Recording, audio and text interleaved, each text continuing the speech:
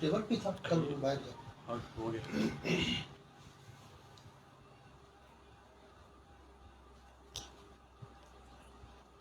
نحمده ونصلي على رسوله الكريم. اما بعد فاعوذ بالله من الشيطان الرجيم. بسم الله الرحمن الرحيم.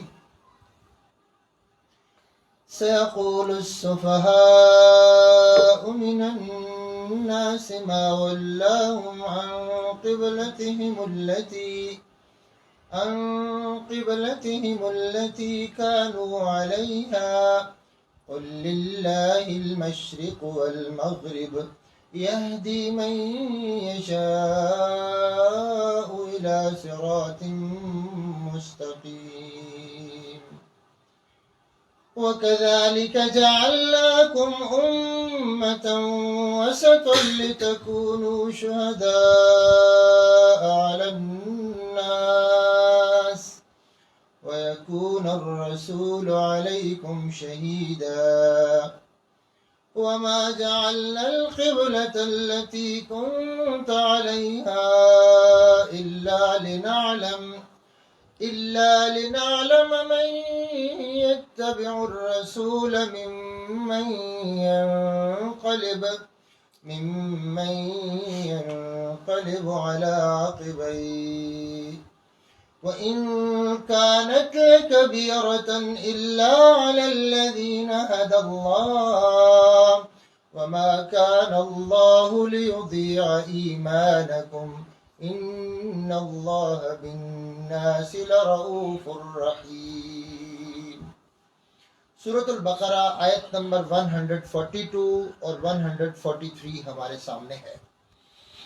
دعا رب العالمین سے کر لیتے ہیں کہ ہمیں ہدایت دے آمین اور ہماری زبان اور ہمارا سینہ کھولے.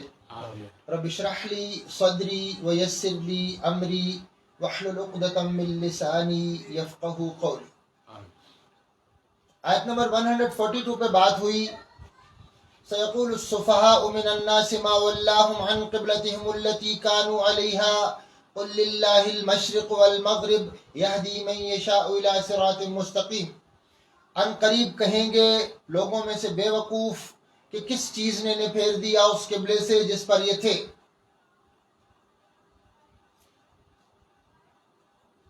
اور اللہ رب العالمین جس کو چاہتے ہیں ہدایت دیتے ہیں، اس لیے کہ وَلِلَّهِ الْمَشْرِقُ وَالْمَغْرِبُ، مشرق و مغرب اللہ ہی کا ہے، اللہ ہی کے لیے ہے، اور اللہ جس کو چاہتے ہیں ہدایت دیتے ہیں سیدھے راستے کی. فرمایا وَكَذَلِكَ جَعَلْنَاكُمْ أُمَّةً وَسَطًا. واو اور كَذَلِكَ اسی طرح، جَعَلْنَاكُمْ ہم نے بنایا آپ کو، ہم نے بنایا تمہیں، امتن وسطن درمیانی امت، بیلنسڈ امت، امام امت، پیشوا امت، قائد امت بنایا ہم نے تمہیں. وَكَذَلِكَ جَعَلْنَاكُمْ أُمَّةً وَسَطًا لِتَكُونُوا شُهَدَاءَ عَلَى النَّاسِ. لِتَكُونُوا تاکہ تم بن جاؤ، ہو جاؤ، شہداء گواہی دینے والے، علی الناس ساری انسانیت کے اوپر. قیامت والے دن آپ ساری انسانیت کے اوپر گواہی دینے والے ہو. وَيَكُونَ الرَّسُولُ عَلَيْكُمْ شَهِيدًا، اور ہوں رسول صلی اللہ علیہ وآلہ وسلم علیکم تمہاری اوپر شہیدن گواہ، تاکہ تم ساری انسانیت کے اوپر گواہ ہو اور رسول صلی اللہ علیہ وآلہ وسلم تم پر گواہ ہو. دوسرا حصہ وَمَا جَعَلْنَا الْقِبْلَةَ الَّتِي كُنْتَ عَلَيْهَا إِلَّا لِنَعْلَمَ مَنْ يَتَّبِعُ الرَّسُولَ ممن ينقلب على عقبيه. واو اور ما نہیں، جعلنا ہم نے بنایا، اور ہم نے نہیں بنایا القبلہ قبلہ کو، التی وہ والا، کنت علیہا جس کے اوپر آپ تھے اے محمد صلی اللہ علیہ وآلہ وسلم، اس قبلہ کو ہم نے نہیں بنایا الا لنعلم مگر اس لیے کہ ہم جان لیں، من یتبع الرسول کون شخص ہے جو رسول صلی اللہ علیہ وآلہ وسلم کی تابع داری کرتا ہے، ممن ینقلب، ان میں سے کون ہے جو پھر جاتا ہے، ینقلب پھر جاتا ہے، علی پر، عقبیہ اپنی ایڑیوں پر، وما جعلنا القبلة التي كنت عليها إلا لنعلم من يتبع الرسول ممن ينقلب على عقبيه، اور ہم نے نہیں بنایا اس قبلہ کو جس پر آپ تھے مگر اس لیے کہ تاکہ ہم یہ جان لیں کہ کون ہے جو رسول صلی اللہ علیہ وآلہ وسلم کی تابعداری کرتا ہے اور کون ہے جو اپنی ایڑیوں پر پھر جاتا ہے۔ وَإِن كَانَتْ لَكَبِيرَةً إِلَّا عَلَى الَّذِينَ هَدَى اللَّهُ، اور یہ نہیں ہے مگر بھاری، کس کے اوپر؟ وَإِن كَانَتْ لَكَبِيرَةً، اور یہ بھاری ہے یعنی مشکل ہے یہ کرنا، إِلَّا مگر علی الذین، ان لوگوں پر، ہد اللہ، جن کو اللہ نے ہدایت دی ہے، یعنی یہ اس کی تبدیلی، اس کو قبول کر لینا، مان لینا اور اس کے مطابق ہو جانا یہ بھاری ہے، لیکن کس کے لیے یہ آسان ہے؟ جو رسول صلی اللہ علیہ وسلم کی تابعداری کرتا ہے وہ تو کہے گا رسول اللہ صلی اللہ علیہ وسلم نے حکم دیا ہے ادھر ہو جاؤ، ہم ادھر ہو گئے، رسول صلی اللہ علیہ وآلہ وسلم نے حکم دیا ادھر ہو جاؤ، ہم ادھر ہو گئے۔ ہمیں تو اللہ کے رسول کے حکم سے تعلق ہے، ہمیں چیزوں سے کیا تعلق ہے؟ وَإِن كَانَتْ لَكَبِيرَةً إِلَّا عَلَى الَّذِينَ هَدَى اللَّهُ وَمَا كَانَ اللَّهُ لِيُضِيعَ إِيمَانَكُمْ، اور نہیں ہے اللہ ضائع کرنے والا تمہارے ایمان کو، ان اللہ بالناس لرؤوف الرحیم، بے شک اللہ رب العالمین انسانوں کے ساتھ بہت شفقت کرنے والے اور لگاتار اور مستقل رحم کرنے والے ہیں۔ اب اس آیت کے یہ جو حصے بنے ان کو دیکھ لیتے ہیں۔ پہلا ہے وَكَذَلِكَ جَعَلْنَاكُمْ أُمَّةً وَسَطًا، اور ہم نے تمہیں درمیانی امت بنایا ہے۔ وَكَذَلِكَ جَعَلْنَاكُمْ أُمَّةً وَسَطًا لِتَكُونُوا شُهَدَاءَ عَلَى النَّاسِ وَيَكُونَ الرَّسُولُ عَلَيْكُمْ شَهِيدًا، اگر آپ اس کو تین حصے کریں تو تین بنتے ہیں۔ وَكَذَلِكَ جَعَلْنَاكُمْ أُمَّةً وَسَطًا لِتَكُونُوا شُهَدَاءَ عَلَى النَّاسِ وَيَكُونَ الرَّسُولُ عَلَيْكُمْ شَهِيدًا، وَمَا جَعَلْنَا الْقِبْلَةَ الَّتِي كُنْتَ عَلَيْهَا إِلَّا لِنَعْلَمَ مَن يَتَّبِعُ الرَّسُولَ مِمَّن يَنقَلِبُ عَلَى عَقِبَيْهِ وَإِن كَانَتْ لَكَبِيرَةً إِلَّا عَلَى الَّذِينَ هَدَى اللَّهُ وَمَا كَانَ اللَّهُ لِيُضِيعَ إِيمَانَكُمْ إِنَّ اللَّهَ بِالنَّاسِ لَرَءُوفٌ رَحِيمٌ۔ پہلی بات وَكَذَلِكَ جَعَلْنَاكُمْ أُمَّةً وَسَطًا، اور اسی طرح ہم نے تمہیں درمیانی امت بنایا ہے۔ اب دیکھیے کہ جب بیت المقدس قبلہ تھا تو گویا بنی اسرائیل یہ سمجھتے تھے کہ امامت و پیشوائی انسانوں کی ہمارے پاس ہے۔ اب اللہ رب العالمین نے مسلمانوں کا جو قبلہ ہے اس کی طرف رخ کرنے کا حکم دے دیا ہے، تو بظاہر تو قبلہ تبدیل ہوا ہے، لیکن معلوم یہ ہوا کہ اب امامت انسانیت کی بنی اسرائیل سے لے کر بنی اسماعیل کو دے دی گئی ہے، نبی اکرم صلی اللہ علیہ وآلہ وسلم کی امت کو دے دی گئی۔ ایک بات تو یہ، دوسری بات یہ ہے وَكَذَلِكَ جَعَلْنَاكُمْ أُمَّةً وَسَطًا، اور اسی طرح ہم نے تمہیں درمیانی امت بنایا ہے، یعنی بیلنسڈ امت بنایا ہے، ایسی امت، ایسے لوگ جن میں افراط و تفریط نہیں ہے، جن کے عمل میں، جن کے عقیدے میں، جن کے علم اور عمل میں افراط و تفریط نہیں ہے، یعنی یہ وہ دین رکھنے والے لوگ ہیں، ماننے والے لوگ ہیں جو دنیا میں بھی اپنا بھرپور کردار ادا کریں گے اللہ رب العالمین سے جڑے رہتے ہوئے۔ یہ پیغمبر کے معاملے میں بھی کوئی افراط و تفریط نہیں کریں گے کہ پیغمبر کو جو حیثیت اور مقام نبی اللہ رب العالمین نے دیا ہے وہی مقام برقرار رکھیں گے اور اسی طرح ان کا احترام کریں گے. یہ یہود کی طرح نہیں کریں گے کہ نبی کو پیغمبر بنا لے اور نبی کو پیغمبر کو اللہ کا بیٹا بنا لے. ایک تو حد یہ ہے کہ اللہ کے پیغمبر کو اور اللہ کے نبی کو اللہ کا بیٹا قرار دے دیں، ایک انتہا یہ ہے. اور دوسری انتہا یہ ہے کہ اللہ کے پیغمبروں کو اور انبیاء کرام علیہ السلام کو قتل کرنے تک کے درپے ہو جائے. یہ افراط و تفریط ہے. ادھر یہ احترام کے بیٹا بنا دیا اور ادھر یہ بے حرمتی کہ ان کو قتل تک کرتے ہیں، ان کا مذاق تک اڑاتے ہیں. عیسائیوں میں اسی طرح سے کہ عیسیٰ علیہ السلام کو اللہ رب العالمین کا بیٹا قرار دے دیا، یا پھر دنیا کے معاملے میں یہ کہ یا تو یہ ہے کہ اللہ سے کوئی تعلق ہی نہیں ہے، رسول کی تعلیم سے کوئی تعلق ہی نہیں ہے، صرف دنیا کے بندے بن کر رہ گئے، یا پھر وہ انتہا یہ ہے کہ دنیا چھوڑ دی، رہبانیت اختیار کر لی اور جنگل کے ہو گئے، نہ گھر والے، نہ اولاد، نہ دنیا کے کام، نہ اپنی جسمانی ضروریات، بس صرف جنگل کے رہ گئے، رہبانیت اختیار کر لی، جوگی بن گئے. اس طرح سے تو اسلام کیا ہے کہ اس کی تعلیم بیلنسڈ ہے. دنیا میں رہتے ہوئے اپنی جسم کی ضروریات پوری کرتے ہوئے، اپنی اولاد، اپنے جو ڈیپینڈنٹس ہیں ان کے سارے حقوق دیتے ہوئے اور اللہ رب العالمین کی فرمانبرداری کرتے ہوئے جینا.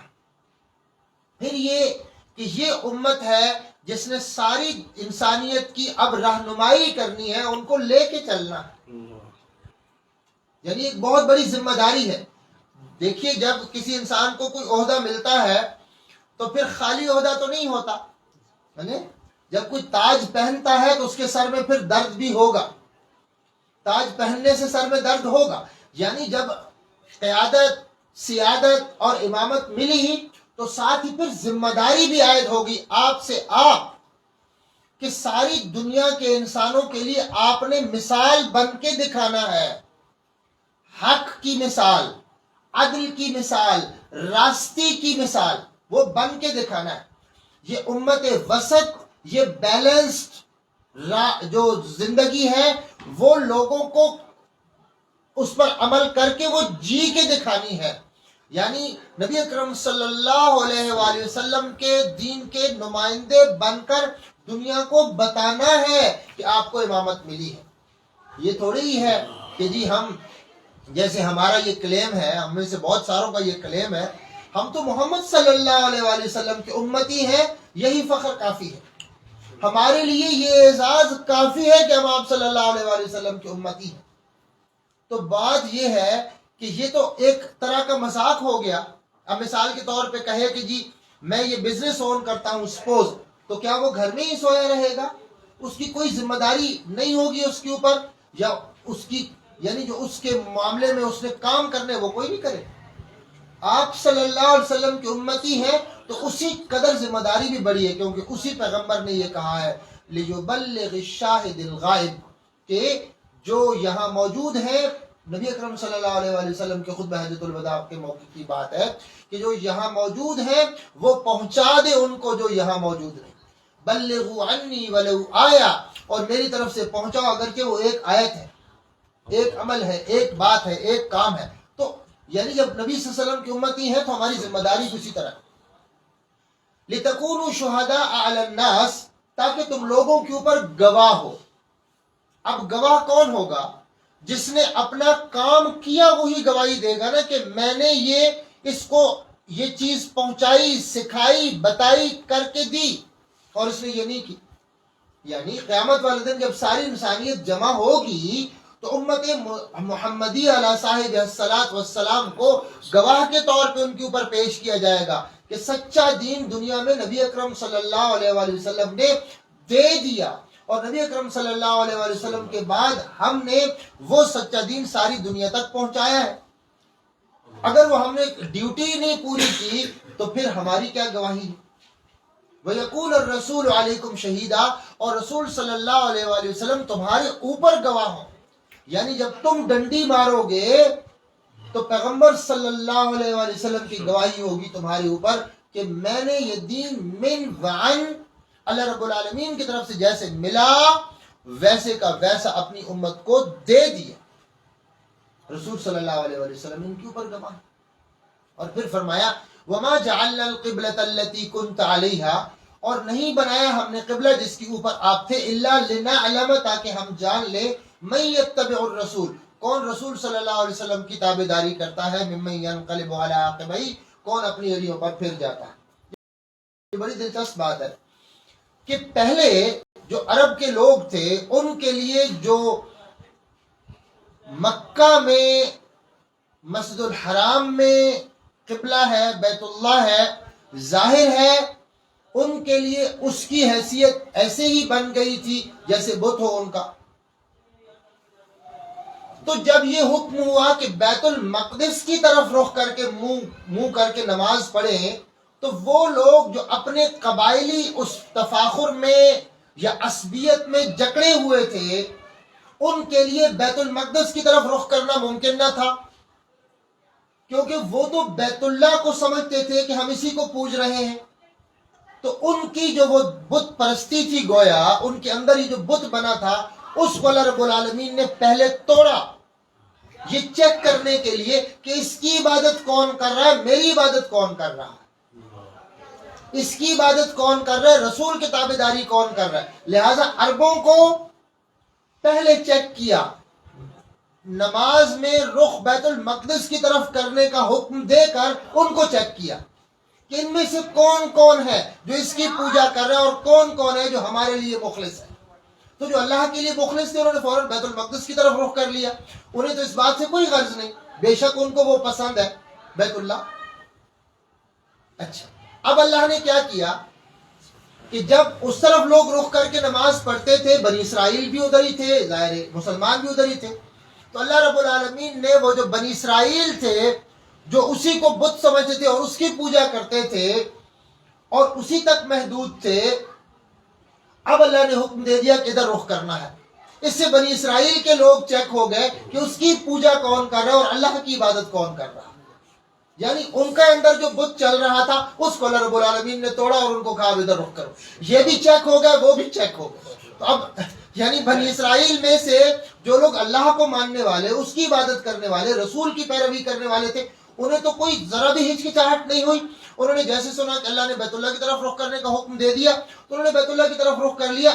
بیت المقدس کا احترام تو رہا کہ نہ رہا اب بھی ہے، لیکن اس کو نماز کے لیے، عبادت کے لیے رخ مقرر کرنے کا جہاں تک تعلق ہے، تو جب اللہ نے حکم دے دیا تو اس کی پوجا کر رہے تھے جو لوگ وہ تو ادھر ہی اٹک گئے، لیکن جو اللہ کو کی عبادت کر رہے تھے انہوں نے فوراً سنا اور مان لیا. اس لیے یہاں پر یہ فرمایا وَمَا جَعَلْنَا الْقِبْلَةَ الَّتِي كُنْتَ عَلَيْهَا إِلَّا لِنَعْلَمَ مَن يَتَّبِعُ الرَّسُولَ مِمَّن يَنقَلِبُ عَلَىٰ عَقِبَيْهِ، اور نہیں بنایا ہم نے اس قبلہ کو جس پر آپ تھے مگر اس لیے کہ ہم جاننا چاہتے ہیں کہ کون رسول صلی اللہ علیہ وسلم کی تابعداری کرتے ہیں اور کون ایڑیوں پر پھر جاتے ہیں. اب جو اس وقت اڑ گئے کہ نہیں جی ہم نے تو بیت المقدس کی طرف ہی رخ کرنا، اس کا مطلب یہ ہے کہ وہ بیت المقدس کی پوجا کرتے ہیں، اللہ کے حکم کی ان کے ہاں کوئی اہمیت نہیں. یہی چیز ہماری زندگیوں میں، میری اور آپ کی زندگیوں میں آل دا ٹائم چیک ہو رہی ہوتی ہے. ہمارے اندر بت ہوتے ہیں، خاندانی عصبیت ہوتی ہے، رسم و رواج کا بت ہوتا ہے، لوگوں کا پریشر ہوتا ہے. اب مثال کے طور پہ میں یہ جانتا ہوں کہ گانا، باجا، ناچنا اور یعنی لباس کے معاملے میں جو بے احتیاطی ہے یا مرد و عورت کا جو اختلاط ہے، یہ اللہ رب العالمین نے منع کیا ہے. اب شادی کی تقریب ہے میری فیملی میں، میرے گھر میں، اب میرے بچے اس بات پر مزید ہیں کہ جی نٹ بھی آئیں گے، میراثی بھی آئیں گے، اور حال میں گیدرنگ بھی اکٹھی ہوگی مرد و عورتوں کی. ہم کوئی نہیں بیچ میں پردہ کریں گے، ایک ہی حال ہوگا، ادھر ہی عورتیں بیٹھیں گی، ادھر ہی مرد بیٹھیں گے ساتھ ساتھ، بیچ میں چھوٹی سی راہداری ہوگی. اب یہ بت ہے اور آج اس کی پوجا ہوگی یا رب کی پوجا ہوگی. اور ہماری زندگیوں میں آل دا ٹائم یہ چیزیں ہو رہی ہیں، آل دا ٹائم یہ چیزیں ہو رہی ہیں. بالکل اسی طرح سے ہے. جب ہمیں یہ بتایا جاتا ہے کہ اللہ کا یہ حکم ہے، اب تو حالت یہاں تک پہنچ گئی، یقین جانے یہ امریکہ سے کسی خاتون کا فون تھا، وہ کہتے ہیں ہمیں ہمارے شوہر فوت ہو گئے، ہمیں تو بہت بعد میں پتہ چلا کہ عدت بھی کوئی چیز ہوتی ہے، عدت بھی کوئی ہوتی ہے. اب حیران ہے. اسی طرح کسی اور خاتون نے رابطہ کیا کہ جی یہ طلاق کوئی کہہ رہے ہیں طلاق ہوتی ہے، ہمیں تو نہیں تھا پتہ، مطلب ہو جاتا تھا، لڑائی وغیرہ ہو جاتی تھی اور اس طرح کہتے تھے کہ کوئی تعلق نہیں. یعنی یہ تک مسلمانی آ گئی. تو اب آپ مجھے یہ بتائیے کہ جب ہم لوگ، ہماری اپنی خواہش آئے گی اور اللہ کا حکم آئے گا، اب اللہ کا حکم سامنے ہے اور دوسرے لوگ سامنے ہیں، اب لوگوں کو اس وقت راضی کرنا یا ان کی خواہش کا خیال کرنا، یا لوگوں یہ اچھا نہیں لگتا. اس وقت خواتین کو الگ حال میں بٹھانا اور بیچ میں پردہ، یار اچھا نہیں لگتا، لوگ کیا کہیں گے، ہم اتنے بیکورڈ ہیں. تو اب یہ کیا ہے؟ اب یہ ہوتا ہے نا، اب یہی پتہ چل جائے گا کہ میں اللہ کی عبادت کر رہا ہوں یا لوگوں کی عبادت کر رہا ہوں. بھائی لوگ خوش ہوں، لوگ ناراض ہوں، اس سے کیا ہوتا ہے؟ لوگ اس بات پہ ناراض نہ ہوں کہ اللہ رب العالمین کی فرمانبرداری کی بات ہے اور ہم لوگوں کا حق مار رہے ہیں یا زیادتی کر رہے ہیں، یہ نہ ہو. رہی یہ بات کہ اللہ رب العالمین کی فرمانبرداری ایک طرف اور لوگوں کی خوشنودی ایک طرف، تو پھر ظاہر لوگوں کی خوشنودی چھوڑنی پڑے گی، اللہ رب العالمین کی بات ماننا پڑے گی. تو ہر وقت ہمیں کسی نہ کسی بت کو توڑنا ہوتا ہے، ہمارا ہر وقت چیک ہو رہا ہوتا. اس لیے فرمایا وَمَا جَعَلْنَا الْقِبْلَةَ الَّتِي كُنْتَ عَلَيْهَا إِلَّا لِنَعْلَمَ مَن يَتَّبِعُ الرَّسُولَ مِمَّن يَنقَلِبُ عَلَىٰ عَقِبَيْهِ. پہلے لوگ بیت اللہ کی طرف تھے، ان کو کہا بیت المقدس کی طرف کرو، بیت المقدس کی طرف نماز پڑھتے رہے. جب نبی صلی اللہ علیہ وسلم مکہ سے مدینہ میں گئے تو 16-17 مہینے تک نبی اکرم صلی اللہ علیہ وسلم مدینہ میں بیت المقدس کی طرف نماز پڑھتے تھے. جو 5 وقت نماز فرض ہو چکی تھی معراج میں، وہ بیت المقدس کی طرف پڑھتے تھے. اور دل میں تنگی بھی ہوتی تھی کہ ہم ادھر بیت اللہ کی طرف کیوں نہیں رخ کرتے، وہ آگے اب بات آ رہی. لیکن اللہ کی فرمانبرداری کا تقاضا یہ تھا کہ خوشی سے ادھر ہی رخ کر کے نماز پڑھ رہے تھے. پھر اللہ نے وہاں سے ادھر پھیرا تو دونوں لوگوں کو اچھی طرح سے چیک کر لیا کہ اللہ کا کون ہے اور ان چیزوں کی کون.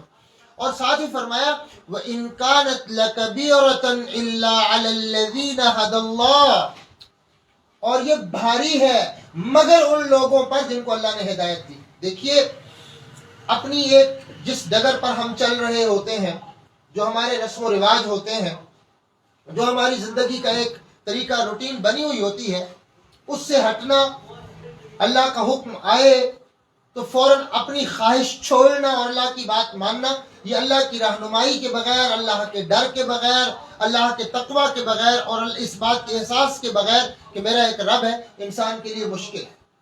اور بہت سارے ہم مطلب ہیں لوگ کہ ہم نہیں کر پا رہے. اس لیے نماز کے متعلق بھی اللہ رب العالمین نے قرآن مجید میں یہی بات فرمائی نا کہ نماز بھاری ہے مگر ان لوگوں پر جو اللہ سے ڈرنے والے ہیں.